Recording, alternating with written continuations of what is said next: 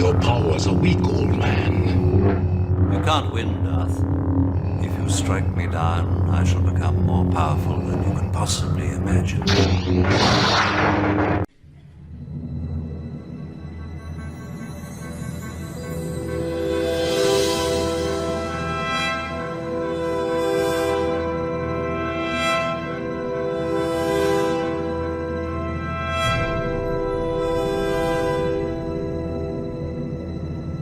Tom McCary, welcome to How the Light Gets In. Thank you. So one of the things you said is that no one wants to admit that race is real. What do you mean by that? Well, I think that in the era of social constructionism, people have thought that race is an illusion, something that can be admitted or not admitted, talked about or not spoken about, and somehow that decreases its power. When I say that people don't think that it's real, they don't think that it organizes society, that it affects the way that people perceive the world, that in many ways it determines the life course of people who are affected by race. Whether or not you're white, black, Asian, indigenous, Hispanic, Latino, etc., very much affects the course of your life trajectory, even your life expectancy in some cases. And I think particularly in the UK, that seems to have a cultural predilection towards colorblindness. It's a very dangerous habit because it assumes that the failures of certain groups of people are based on collective individual pathologies, that these are individuals choosing to not succeed, choosing to endorse the wrong kinds of values, rather than seeing how certain structures, forms of education, economic and political barriers obscure the ability of people to not only see and pursue certain courses of life and action, but also become rewarded as their white counterparts for getting the same kind of education or the same kind of jobs. So is it then connected to this distinction that people sometimes make between whether race is a sort of structural social problem and an institutional problem versus whether race is as you said, a sort of fault of certain individuals who just need to be therapized out of their biases? Yes, absolutely, absolutely. And I think this is what you'll find when you read something like the Black radical tradition or critical race theory or even Afro-pessimism, contemporary Black theory about racism versus, mainstream liberal theory. Liberal theory suggests that race or racism is an individual bias, is a cognitive, prejudice that people have, that they read people based on skin color and not who they are as autonomous, free, rational individuals. So in that sense, people say, well, look, this is something that we need to adjust people's mindsets or their psychologies from, which is why most of the decolonization discussion in the UK focuses on how you make white people better people. How do you allow white people to see diversity and see that there's different colors of people and complexions that have contributed to world history? When you're looking at Black intellectual traditions, you're looking at racism as a form of dehumanization, as a process that's been engaged upon deliberately by European countries, by nations, by structures, by institutions, meant to denigrate and exploit certain groups of people for the benefit of the white race. And it's that kind of distinction between people who experience racism and develop theories to talk concretely about what it is, how it acts, how it affects people that are burdened with racialization, and then white liberals who think often that, oh, well, it's just about me endorsing the right kind of Black person or recognizing that Black people are human beings. This is the chasm, so to speak, between how we understand racism as a structural, cultural, and historical process and racism merely as an individual bias. Another kind of approach to thinking about race is intersectionality. Yes. And it's the idea that we only really understand race through this kind of overlap with other identities like gender or class. And that's where the true nature and extent of like different forms of oppression become visible. You've been a critic of some of those approaches. Mm-hmm. What's your thought? Why do you think that approach is also problematic? Well, I mean, there's so much to say about that. I think from a historical perspective, we often ignore that the rubric of anti-discrimination law in the United States that intersectionality is based on, which is largely Title VII jurisprudence, is a contingent and constructed phenomena. The addition of sex to Title VII jurisprudence of legislation was the effect of the National Women's Party, a conservative feminist organization, actually trying to stop Title VII legislation from benefiting Black people. So in order to kill the legislation, they said, let's introduce sex to the debates. So the congressional debates show that they thought they were going to stop Black civil rights gains, affirmative action, et cetera, but ended up adding sex and then redistributing the economic benefits like affirmative action, entrance into college, etc., from black people who had marched during the civil rights and died for those rights to white women.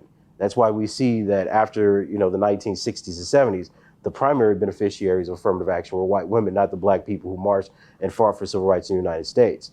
Now, taking that as a historical backdrop, you ask yourself, what does adding sex, a contingent and really subversive category in Title VII legislation, actually do to the identities of people who suffer? Well, for a long time, black people weren't understood to have gender. They weren't recognized as men and women. Most infamously, you see the protests where black men were marching, "I am a man," largely because black men were still referred to as boys, especially in the part of the country in the United States that I'm from. So when we ask ourselves, well, there's intersectional identities, well, what do those intersectional identities mean? We're reading history backwards, anachronistically. We're assuming that the identities of man, woman, male, female, masculinity, and feminine apply to all racial groups the same way throughout history. So you take intersectionality as a concept in the 1980s and you read it all the way back to the 1860s when black people were thought to be animals. It's this kind of lazy intellectualism that I have a problem with, because we'll adamantly state that black people weren't seen as humans, but somehow we believe that people respected their sexual orientation and their gender identities. That seems almost silly when you say it that way, but it occupies a central place in how most intellectuals try to reread and revise history to fit the idea of the theory. I think one of the most impactful criticisms that I have of intersectionality is just many of the intuitions we have about it are false. So when you say things like race plus class plus gender, you have to really ask yourself, what constitutes the category? If you're thinking about combining race and gender and you think gender is woman, you have to start asking yourself very empirical questions. Well, what does that mean? Historically, that's meant that the idea that black women seem to suffer both from racism and sexism, and that they suffer from double jeopardy, meaning that they usually endure worse effects than black men or their male counterparts. But when we look at the empirical evidence, we find that's largely untrue. So if you look at police killings, for instance, we find that femininity actually devoids some of the animus that white people feel towards black targets.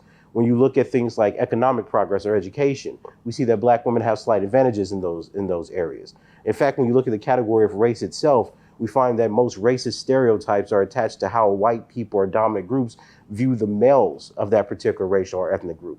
And this is what black male studies scholars mean when they say racism is misandric aggression. Racism is primarily a form of discrimination and violence that aims to target or eliminate males of a certain racial or ethnic subordinate group. So if we take the social scientific research into account, we don't get the intuitive, the obviousness, right, that intersectionality theorists claims exist when you utilize their ideas or utilize their methods. On the other hand, it sounds like you want in some ways to reappropriate intersectionality or direct it in a different direction by thinking of how black male identity in particular plays a role. And some feminist scholars have criticized you for doing this, for reappropriating, as it were, this concept of intersectionality when writing about the racism faced by black males in particular and how different that is from the racism faced by black women. Sure. So what do you make of that critique, and can you tell us about how you are trying to kind of think of gender, male gender, in relation to race here? Yeah, I always find that an interesting critique, because I think for some intersectionality theorists, there is no outside of intersectionality. Even the criticisms of intersectionality become intersectionality at some point. And I think one of the most obvious examples of that is Peter Kwan's analysis of co-synthesis theory. A few decades ago, Peter Kwan suggested that the problem with intersectionality is that even though it claimed that it was against essentialism, it essentializes race and gender into the idea of the black female subject. And he says, well, how is that useful if we're trying to utilize abstract categories to speak about different aspects or variations of identity and social position? So he makes this criticism in his article on co-synthesis. A few years later, suddenly intersectionality becomes that. Athena Matua says this is one of the strengths as well as infinite weaknesses of the theory, is that any criticism inevitably becomes the theory. And in my work, this is what I meant about the ad hoc nature of intersectionality, that anytime I disprove something empirically or historically show, for instance, that many of the claims that intersectionality makes about race and class and gender and poverty and maleness, et cetera, or even violence, can be traced not to black feminist ideology or theory, but could also be aligned with subcultural violence theory from white racist criminologists and sociologists. would we make the same claim that subcultural violence theory, authored by Wolfgang and Farrakouti, or the student Minichum Amir, is in fact intersectionality? So I think that's my response to the feminists who make this claim, is the idea of Black people studying the relationship between racism and, sexism or sexual violence and poverty is nothing new. It's just that we've been caught into a name because we've attached it to a certain kind of progressive language. I mean, certainly we wouldn't be as silly to think that Black people only focused on Blackness with no relationship or understanding of, say, religion or nation, right? These were the very debates that you had between Stokely Carmichael and Martin Luther King, the role of poverty and militarism, right? Location in the application of racism. So the idea that Black people have never thought in multiple terms and only thought of Blackness is a part of the intersectional historiography that I find is false. But more importantly, I think that the people claiming that Black male studies, or even my work, is trying to reappropriate intersectionality are sorely mistaken, because what I'm saying is we've always thought in expansive terms. And only when we started talking about racial identity in the post-civil rights era, when we're thinking about things like discrimination and not colonialism, has become a question of how we're identifying certain parts. Black male studies is making the argument that Black men aren't so much of an identity as a caricaturized population. So if you think about this from the aspect of genocide studies, right, would we say that Jewish men in the Holocaust had a male privilege because they were the victims of extermination, say, first? Because we know in genocides, generally you have a gendercidal moment where you kill civilian-aged men, 15 to 55, and then you pursue root and branch killings. This is basically the pattern of 20th century genocidal violence. Is there male privilege there? Because they were the first victims.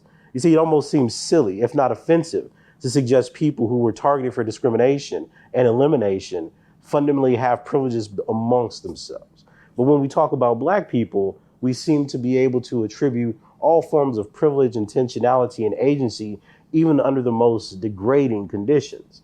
So intersectionality wants to look at, say, poverty, people who are mired in situations of catastrophe and violence, and then point out that the people who commit violence because they lack employment, education, social mobility, etc., are emphasizing or acting on male privilege. See, to me, that seems nonsensical, because when you look at the antecedents that cause violence, intersectionality comes up short in terms of what it perceives. So to say that a view or a theory that's looking at social determinants of violence, what causes intra-group violence, what causes dehumanization, is the same things as the categories that could be reduced down to maleness and Blackness, sorely misunderstand the depth of and complexity of oppression. And can you say a little bit about the ways in which kind of Black male identity has been caricatured, as you said, and used to sort of stigmatize and create these harmful stereotypes? You talk about hypermasculinity, hypersexuality in your work. No, absolutely. I think there's a few things. One is that Black male studies is looking at Black men as a population, not necessarily an enduring identity. So when I say that, what I mean to convey is, when you look at historical processes of genocide, low-level conflict, or even racial conflicts throughout the world, throughout the 19th and 20th century, what you find are caricatures of racialized men. You see this in the Holocaust with Nazis propaganda. It was Jewish men who were thought to be devils and animals and beasts. You find very few, hardly any references to women or have women depicted in that way. You see the same thing during 19th century ethnology, because ethnology was a study of the organization and hierarchy of races based on the status of their men. You see all kinds of caricatures and writings about Black men as demons, animals, beasts, snakes, etc., as a representation of the lowly nature and the evilness that the Black race held. So given that, Black men then epitomize in our modern day this process of racial caricaturization that legitimated violence, genocidal violence at sometimes, and really do mark the process of dehumanization. So today we see this with Black men in terms of the threat they pose to women and children in their own group. We always look to really decontextualize statistics of domestic violence in the Black community, or homicides, talk about how violent Black men are, and by effect, how causally violent Black masculinity is. We see this in arguments about Black men not succeeding in universities and colleges, pursuing their street life rather than a life of books and higher reflection. All of this is based not on the fact that we're actually observing sociological phenomena, but we're using decadent and racist theories which hold that black men have lower IQs than their white counterparts and their female counterpart to explain why we think they turn to a culture and practice of deviance. Hypersexuality, hypermasculinity, these ideas that black men are not balanced, they're not mature, they're not developed, that they're always in some excess, be it predatory or be it savage and primitive, that explains why they have such a lowly position in terms of criminality, deviance, and downward mobility compared to their female counterpart in whites. These theories are trying to explain why populations don't have the same status of civility and humanity that others do. And when we frame it merely as a problem of identity, I think we often miss the historical processes that are involved not only with black men as a specific case study, but racialized men generally throughout the history of imperialism, colonialism, and patriarchal dominance. So one of the approaches to studying race that does employ this kind of historical method to some extent, and the kind of looking at material conditions and not just at the kind of ideas of identity that can become a bit rarefied, is critical race theory. Yes, yes. What do you make of the fact that the right is so afraid of school children and university students learning about critical race theory? And on the other hand, what do you make of liberals defending critical race theory as they understand it? Yes. And the question is, do they really understand what it means? Yes. Well, I'll start with the latter question first. Liberals defend critical race theory because they identify critical race theory largely with intersectionality. They see critical race theory as an invitation to discuss and form coalitions with certain members of minority populations. As I've pointed out in my work, and even through the research of other scholars, those relationships and coalitions are contingent, largely on a broad understanding of feminist ideology, and are largely exclusive of men of racial and ethnic backgrounds. So the intersectional idea that they have of critical race theory is one that furthers what they take to be reformism and maintains the core tenets of liberalism.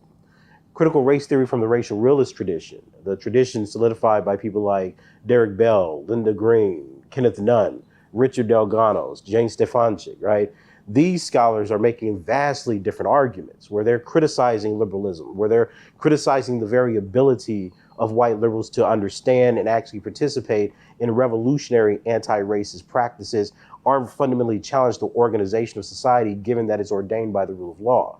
That's why their work reads as much more antagonistic to the liberal tradition. In Gary Peeler's book, Race Consciousness, he actually makes this claim very clear, that to the white liberal, the white supremacists and the black nationalists who fight in white supremacy are basically the same, because the evaluation of whether or not one is racist or nationalistic isn't on whether or not they're fighting injustice or justice, but whether or not they take the race consciousness, the race characteristic like blackness or whiteness, to be a fundamental part of their identity and their political motivations. Well, if you're looking at black nationalists who take blackness seriously precisely because it stands outside of a white supremacist logic, then the white liberal looks at them and says they're just as bad as the KKK that's killing, lynching, and murdering people. But if you're looking at black nationalism within a structural and material basis, then you're saying, well, this grew as a response to the oppressive conditions that white liberals are safe from but complacent in, that allow black people to be killed, oppressed, lynched, etc. And that's going to be the biggest difference between how black intellectuals and black radicals understand their position within a white supremacist empire, logic, or society versus how white liberals, who very much stand on the sidelines and comment on the moral rightness of the people participating in the conflict, evaluate the situation.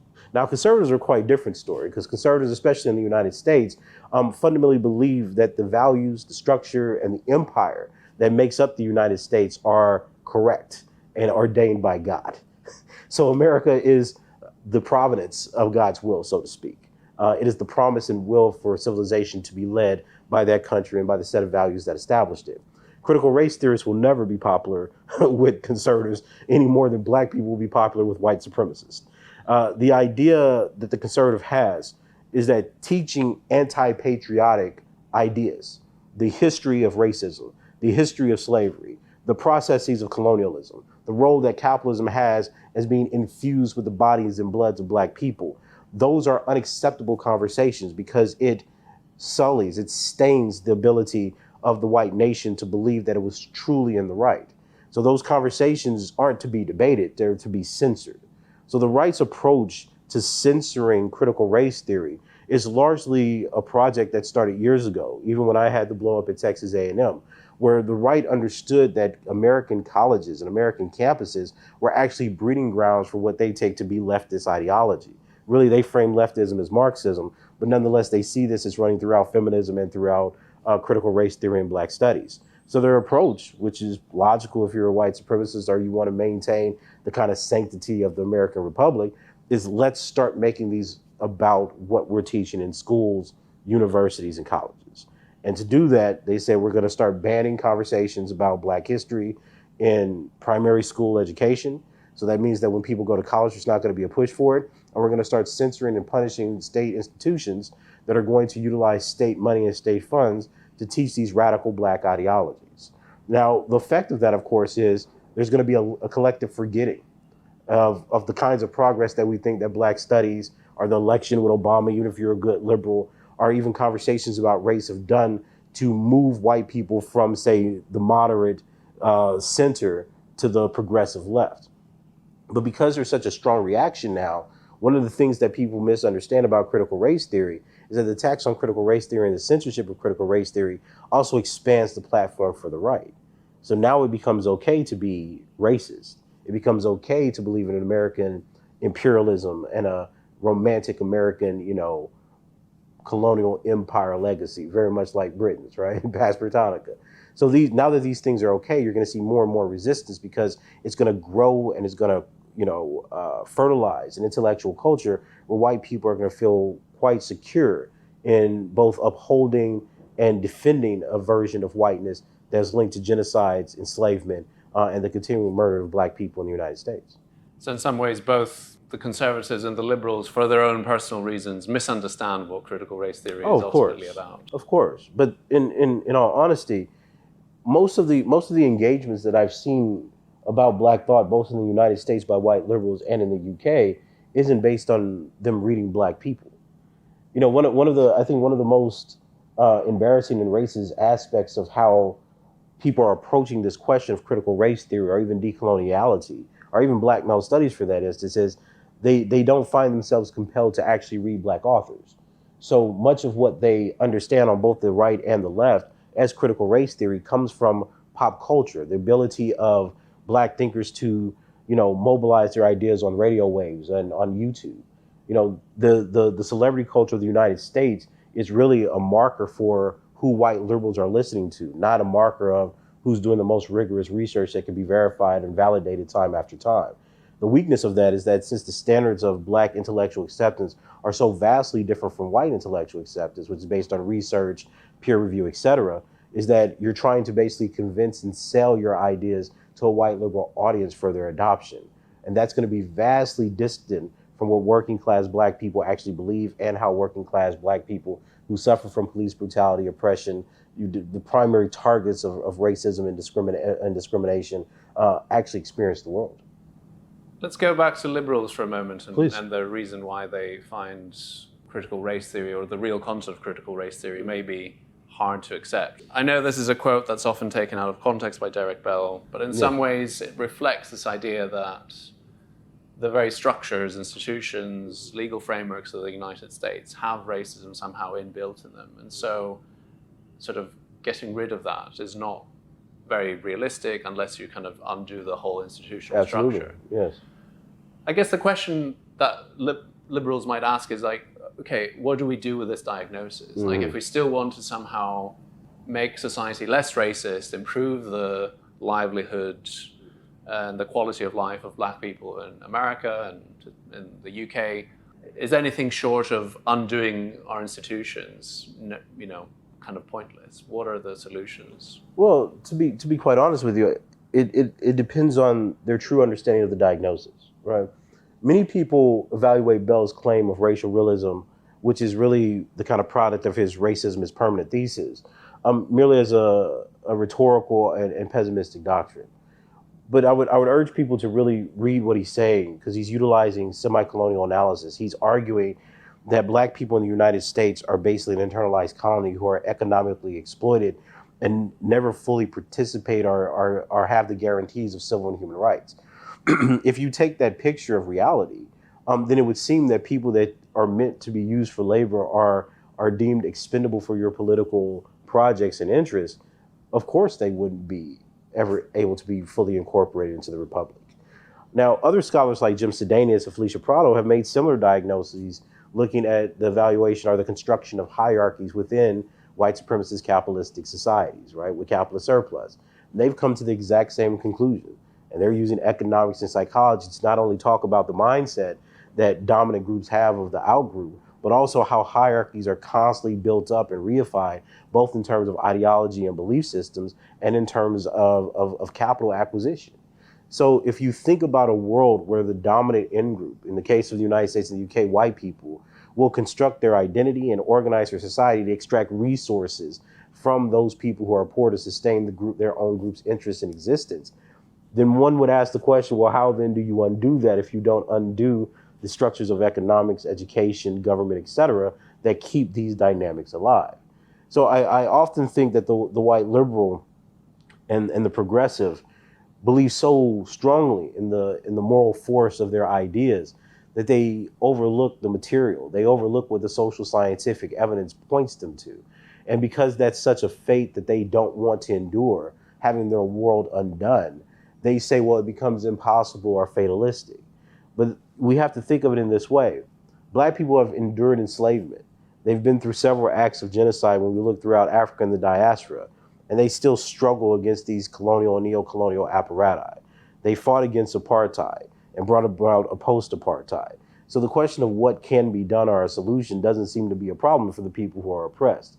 It seems to be a problem for the consciousness of the people who want to endure the same economic and political privileges of a system built on unjust enrichment in relationship to a group of people who are trying to tear it down precisely because those structures bring about oppression, suffering, and tyranny. So when we ask that larger question about what's to be done, I think we really have to kind of humble ourselves next to the traditions of struggle and protest that every other oppressed group seems to be able to find and muster throughout several centuries versus the white liberal who wants a quick fix-all. And this dynamic, right? This dynamic of violence, this dynamic of murder is exactly what Black male studies is highlighting. Black male studies starts from this kind of pessimistic rendering. It just asks a different question. Whereas intersectionality's political solution is, let's join together to the exclusion of these nationalistic Black men who have been targeted by the state. Black male studies says, well, what is the state's relationship to imposing genocidal violence on members of the certain racial or ethnic male group? Because those usually are the most radical groups. Why then do patriarchies target racialized men so strongly if they're actually part of the patriarchal order themselves, right? Notice, all the members of the Black Panther Party, Black civil rights organizations, all the Black radicals of the 1960s and 70s were killed by the state. They were criminalized by the state. Even with Black Lives Matter, they created the term Black identity extremists. They didn't go arrest the Black women. They arrested and killed Black men. So ask yourself this question. If Black men really do function as part of a structure that recognizes and accepts their maleness and their patriarchal potential, why does it take such great efforts to criminalize and demonize and kill them in every struggle people have for racial revolution and freedom? See, the continuum that we have about pessimism, or Derek Bell's proclamation, is evidenced by the way that violence is divvied out amongst oppressed people. Who gets killed? Who dies? Why do you sterilize Black women? You sterilize them so you don't have more Black men and boys. Why do you fear Black men and boys? Well, their militancy, their revolutionary thinking, the pure threat that they biologically and culturally have to the dominance of the white race. This is why they pass anti-miscegenation laws. Why do you have such negative caricatures of Muslim men, Black men, Jewish men, Armenian men, African men, Mexican men, right? There's a repetitive process here that we refuse to see because we're so clouded by our politics, by our liberalism, by our feminism, by our gender theory, that we don't want to see that the ways that people are dominated and colonized and exterminated from the face of the world largely depends on how they eliminate, target, and demonize their men. And I think that what we need now is a much broader intellectual and empirical basis for studying racism that moves us beyond the question of whether or not white people could be morally swayed out of acting like white people and enacting violence or even indifference towards the suffering of everyone else. Tommy Carey, thank you very much. Thank you.